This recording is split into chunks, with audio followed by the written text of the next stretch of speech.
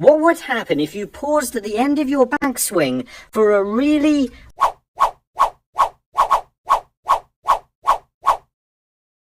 Because in this critical moment, what you're aware of, and even the specifics of what you're thinking about, will make a bigger difference to the success of the shot than any part of your cue action. And we can separate that out into 3 separate elements, the first of which is aiming. And it means you need to know where to strike the object ball in order to pot it. Along with this, you also need to be focusing on the strength of the shot, basically just how much power the shot needs in order to get the desired outcome. And of course, you can only say you have full control of the cue ball if you're completely aware of how much it needs to spin on the bed of the table. So the 3 things I need to know as I'm ready to strike the cue ball are aim, power, and spin.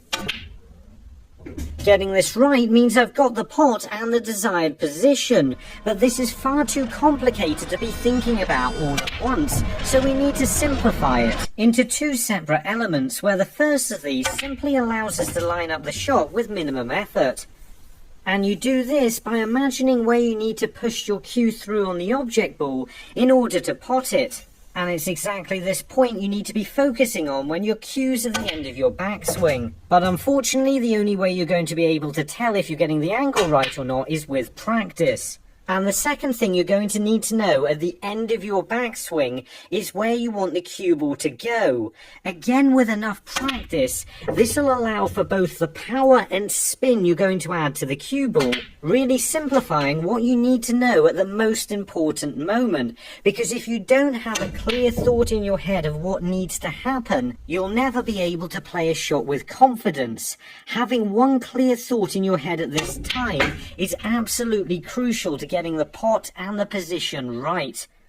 So what does happen if you pause at the end of your backswing for a really long time is you need to focus clearly on how you're going to play the shot for a lot longer, which can be really challenging, and that simply makes it really good practice. So this is how it works. You set up the amount of balls down the middle of the table that's going to be a challenge for you to clear in one break. That might be 3, that might be 10, or it might be all of them.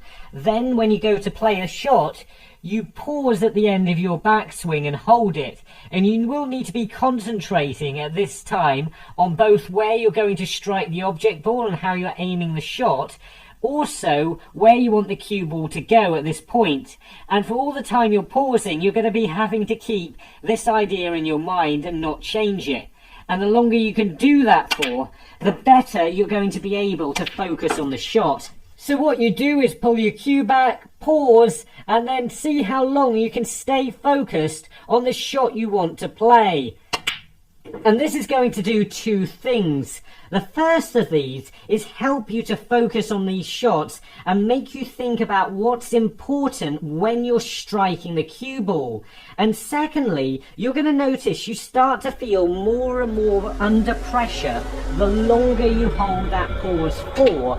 And this is quite good at simulating the pressure you're going to feel in a real frame of snooker. And when you start playing with a regular pause in that frame of snooker, you're going to find that pressure coming off you. Also, you're going to notice it's a little bit easier to concentrate on both where you're aiming and where you want the cue ball to go when you're playing the shots. So when you pause, you're going to be conscious of where you're aiming and pushing the cue through too, at the same time as being fully aware of where you want the cue ball to go. And if you've been practicing enough, you should be able to get it there.